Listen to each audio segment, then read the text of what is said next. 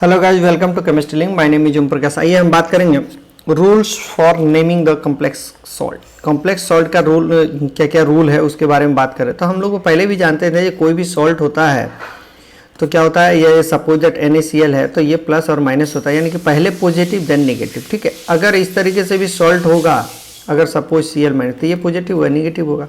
अगर इस तरीके से बात करें जैसे कि सोडियम है इस तरीके से तो ये क्या हो जाएगा, ये पॉजिटिव ये नेगेटिव होगा। अगर इस तरीके से बात करें तो ये क्या होगा, ये पॉजिटिव ये नेगेटिव। ये देखिए हर जगह पॉजिटिव पहले आ रहा है, ये पॉजिटिव पहले आ रहा है, हर जगह पॉजिटिव आ रहा है। ठीक है, तो जब भी सॉल्ट बनता है तो सॉल्ट का नेमिंग भी होता है पॉजिटिव और नेगेटिव से। ठीक है, तो बेसिकली हम बाहर वाले चीज़ों के लिए तो कर पाते हैं, हम अंदर वाली चीज़ें जो कॉम्प्लेक्स स्फीयर यानी कि ये आयनोस्फीयर के अंदर है, यानी कि स्फीयर के अंदर जो होता है उसको बोलते हैं हम लोग क्या, जब कॉम्प्लेक्स इसके अंदर में जो लिखना होता है उसके बारे में हम बात करते हैं। तो बेसिकली कैसे हम लिखेंगे इसको, आइए देखते हैं एक बार। See here, name of cation, ठीक है, is always placed before the name of the anion. ये तो सही है, क्योंकि आप कहने का मतलब इस तरीके से बात कर रहे हैं तो ये वाला पॉजिटिव है और निगेटिव, तो पहले इसको लिखना है बाद में इसको लिखना है। ठीक है, तो जैसे कि NaCl है, NaCl के केस में क्या होता है, पहले इसके लिखते हैं यानी कि फिर इसको, तो सोडियम क्लोराइड ऐसे लिखते हैं। उसी तरीके से अगर ये पॉजिटिव है ये नेगेटिव है तो इसका नाम पहले लिख रहे हैं, name of the cation, and then इसी को फॉलो करते हुए नेम ऑफ द एनायन लिखेंगे। ठीक है, these are the basic one, कीजिए पहले कैटायन देन एनायन। दूसरी बात, write name of ligand, ligand का नाम लिखना है before the name of the central atom, यानी कि सेंट्रल एटम का नाम से पहले लिगेंड को लिखना है। जैसे कि ये देखिए, अब ये दोनों को लिखना है। अब इन दोनों के अंदर में क्या लिखा हुआ है, इसके अंदर क्या है, तो उसके बाद क्या है, तो इसके अंदर में सेंट्रल एटम भी होता है और लिगेंड भी होता है। तो सेंट्रल एटम के बारे में कहता है जो बाद में लिखो, पहले लिगेंड के बारे में लिखो। फर्स्ट किसके बारे में लिखें, name of the ligand and then after name of the central atom. दो बातें समझ में आई। और आप ये भी जानते हैं कि अगर किसी कॉम्प्लेक्स के ऊपर में माइनस है या प्लस है या जीरो है तो ये सेंट्रल एटम क्या लिखा जाता है, you know that very well, आप जानते हैं बहुत अच्छी तरीके से। जे अगर किसी के ऊपर में पॉजिटिव होगा यानी कि जे अगर जीरो होगा या पॉजिटिव होगा तो सेंट्रल एटम का नाम वैसे ही होता है। अगर निगेटिव होता है तो इसके लिए आपको मैंने पहले भी बता चुका है, जो 8 से इसको बोलता है, इसके लिए 8 लगा देते हैं, लास्ट में 8 लगा देते हैं। और लिगेंड के बारे में भी आप जानते हैं, जो लिगेंड प्लस होता है तो क्या होता है, सपोज दैट लिगेंड कोई लिगेंड अगर प्लस होगा तो क्या होगा, जीरो होगा तो क्या होगा, माइनस होगा तो क्या होगा। इसके केस में क्या होता है, IUM लगाते हैं, इसके केस में कुछ नहीं करते हैं। इसके केस में क्या बोलते हैं, मैंने ई को रिप्लेस करके O लगाते हैं। इस सारे बातें हम कर चुके हैं। ठीक है, तो दो रूल पता चला, एक तो पॉजिटिव को पहले निगेटिव को बाद में। दूसरा बात कर रहे हैं स्क्वायर ब्रैकेट के अंदर में जो होगा उसमें लिगेंड पहले लिखेंगे और सेंट्रल एटम को बाद लिखेंगे। ठीक है, उसके बाद इसी लिगेंड के अंदर में आता है कि अगर ये लिगेंड एक से ज्यादा हुआ तो, जैसे कि ये 4 लिगेंड है तो 4 लिगेंड होगा तो क्या करें, तो अब देखिए number of ligand is mentioned before the name of the ligand, यानी कि ये अगर लिगेंड जैसे Cl4 की बात कर रहा है और इसको पहले नहीं तो यहाँ पे लिखना पड़ेगा मुझे टेट्रा और लिगेंड की तरह काम करता है तो इसको क्या बोलते हैं, क्लोरिडो बोलते हैं ना जी, चाहे क्लोरो भी बोलते हैं क्लोरिडो बोलते हैं, मैं लिखा दिया हूँ। वेल, तो अगर 2 होगा तो इसको डाई, 3 होगा तो ट्राई, 4 होगा तो टेट्रा, 4 होगा तो पेंटा, 6 होगा तो हेक्सा और 7 होगा तो हेप्टा भी बोलते हैं, कहीं सेप्टा भी बोलते हैं। हालांकि सेप्टा के बारे में उतना ज्यादा इस्तेमाल नहीं होता, लेकिन हेप्टा। और 8 होता तो ऑक्टा। ये बातें समझ गया, समझिए।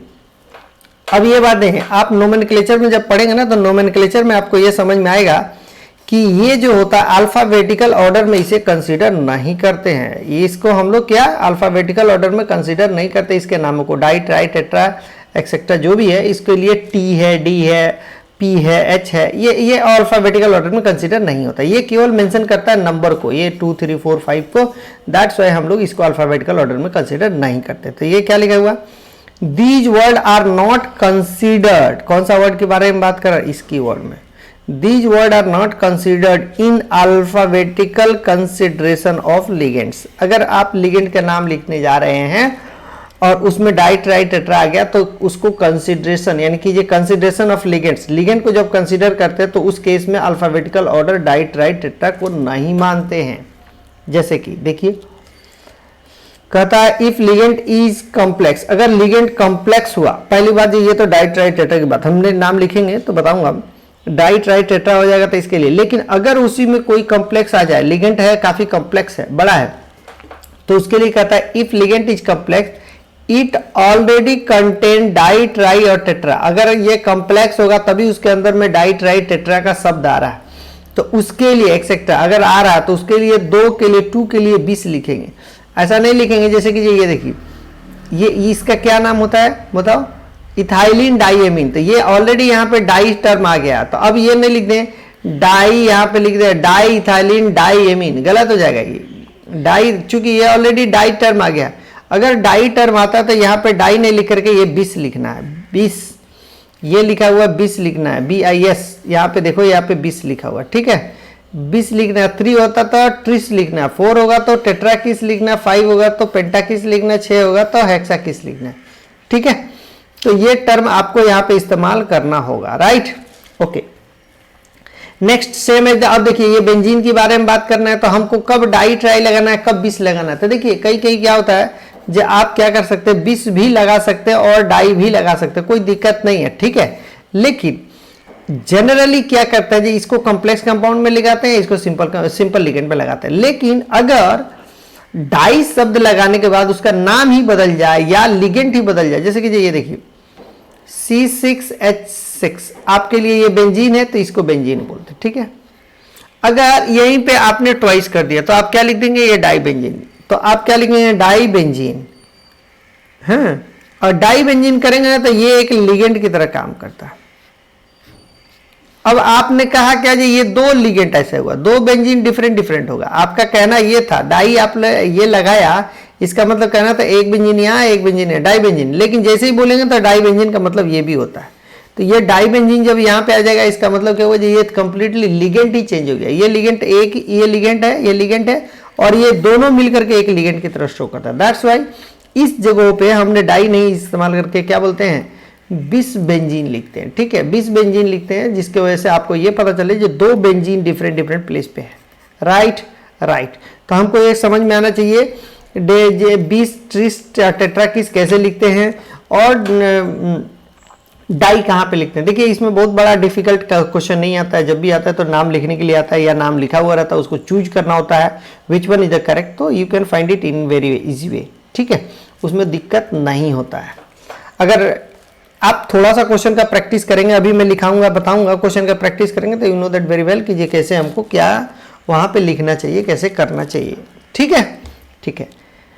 नेक्स्ट बात करते हैं फोर्थ केस में, फोर्थ लॉ रूल फोर्थ में कहता है if more than 1 type of ligand, अगर एक से ज्यादा टाइप का लिगेंड है इज प्रेजेंट, ठीक है, तो दे अरेंज इन अल्फाबेटिकल ऑर्डर। कहने का मतलब अगर सपोज क्लोरीन भी है फ्लोरीन भी है तो आप क्या बोल देंगे, CH क्लोराइड यानी कि क्लोराइडो फ्लोराइडो, तो C है क्लोराइडो फ्लोराइडो, तो पहले इसका नाम लिखेंगे बाद में इसका नाम लिखेंगे, पहले क्लोरीन का फिर फ्लोरीन का, ठीक है। तो वही चीजें लिखा हुआ है, अगर ज्यादा एक से ज्यादा टाइप का अगर हुआ तो उसको अल्फाबेटिकल ऑर्डर में सजा दी। जैसे कि देखिए यहाँ पे अमोनिया है, ये सेंट्रल एटम है, NH3 है, H2O है, Cl- है। ये देखिए ये आपको ध्यान रखना पड़ेगा, these are the neutral ligand, these are the neutral ligand, these are the negative ligand, these are the negative ligand, ठीक है, ओके। तो यहाँ पे जब बात करेंगे तो ये देखो इसके लिए बोलते हैं एमाइन, AMMIN, यहाँ लिखा हूँ AMMIN, एमाइन। इसको बोलते हैं एक्वा या एक्वो, कुछ भी AQUO, एक्वो भी कर दीजिए, एक्वा भी कर, कोई दिक्कत नहीं, ठीक है। इसको बोलते हैं, अब देखो B फॉर ब्रोमाइडो, यहाँ पे B फॉर ब्रोमाइडो और C फॉर क्लोराइडो। तो A, अब यहाँ पे आपको थोड़ा सा एक कंफ्यूजन होगा जी, यहाँ पे ये A है, ये यहाँ पे भी A है, तो सेकंड लेटर पे जाएंगे, M पे जाएंगे और Q पे जाएंगे, तो ये M पहला प्रायोरिटी है, Q बाद में है, तो हम क्या बोलते हैं एमीन एक्वा ब्रोमाइडो क्लोराइडो, ठीक है। नेक्स्ट बात करते हैं number of ion is not mentioned, अगर नंबर ऑफ आयन जितने भी होगा उसको मेंशन नहीं करते हैं। जैसे कि ये अगर ये बात करें यहाँ पर 2 लिखा हुआ है, ये 2 लिखा हुआ, यहाँ 3 लिखा हुआ, तो इसको हम लोग नेमिंग में मेंशन नहीं करें। जैसे कि आपसे मैं पूछूं Al2SO4 थ्राइस, इसका क्या नाम होगा, तो आप क्या बोलेंगे एल्युमिनियम सल्फेट, आप नाम बोलते हैं, आप ये नहीं बोलते हैं डाई एल्युमिनियम ट्राई सल्फेट, गलत हो जाएगा, इसका नाम ऐसा नहीं होता, ठीक है। तो ये कितने नंबर ऑफ आयंस है इसको मेंशन नहीं करते हैं, ये कितने नंबर ऑफ आयंस है इसमें मेंशन नहीं करते हैं, ठीक है। नेक्स्ट बात करता है oxidation state of central atom is represented in Roman number. ये देखिए रोमन नंबर के केस में इसको रिप्रेजेंट कर, रोमन नंबर किसको बोलते हैं, जैसे 1 को 1 बोलते हैं, 2 को 2 बोलते हैं, 3 को 3 बोलते हैं, 4 को 4 बोलते हैं। तो ये रोमन वर्ड है। तो आप इसमें अब रिप्रेजेंट करना होता है हमको, ऑक्सीडेशन नंबर इसको इसमें रोमन वर्ड में, रोमन नंबर में रिप्रेजेंट करना होता है, वो भी ब्रैकेट के अंदर। देखते हैं क्या होता है।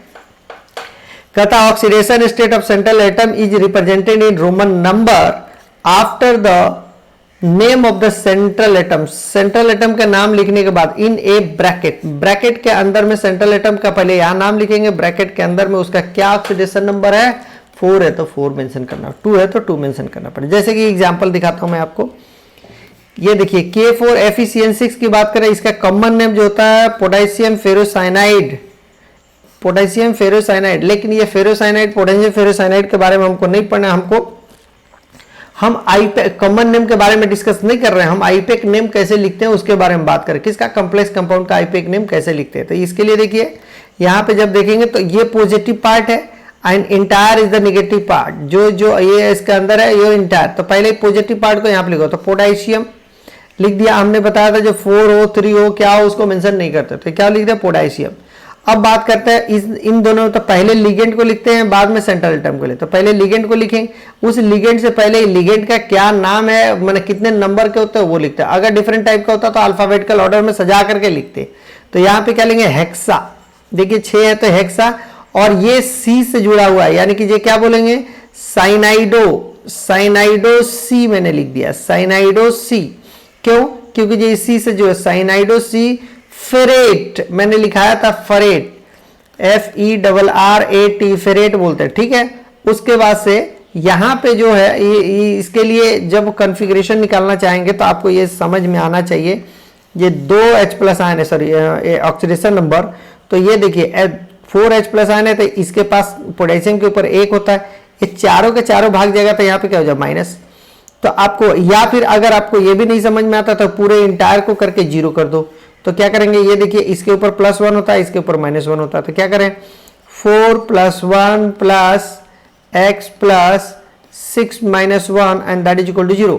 इस तरीके से करने के बाद से x इज इक्वल टू क्या हो जाएगा +2 हो जाएगा, यानी कि x का ऑक्सीडेशन नंबर आपको निकाल लिया, यानी कि क्या बोले आयरन का मैंने x माना है तो x का ऑक्सीडेशन नंबर निकाल लिया, दैट्स वाई फेरेट 2 लिख दिया यहाँ पे, ठीक है, ठीक है। उसी लिए आप लिखा हुआ है number of the free ions, ये फ्री आयंस में कितने नंबर है 4 आयन। तो आप कभी ये ना करना ना ये यहाँ पे कहता है टेट्रा पोटेशियम हेक्सा साइनेडो, ये गलत हो जाएगा, टेट्रा नहीं, यहाँ पे लिखा हुआ number of free ion is not mention in A naming, naming में कभी उसको मेंशन नहीं करना होगा, ठीक है।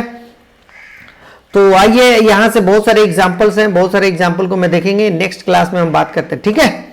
चलिए यहीं तक हम देखते हैं, अगले क्लास में हम यहाँ से कंटिन्यू करें। चलें, okay, thank you so much, thank you so much.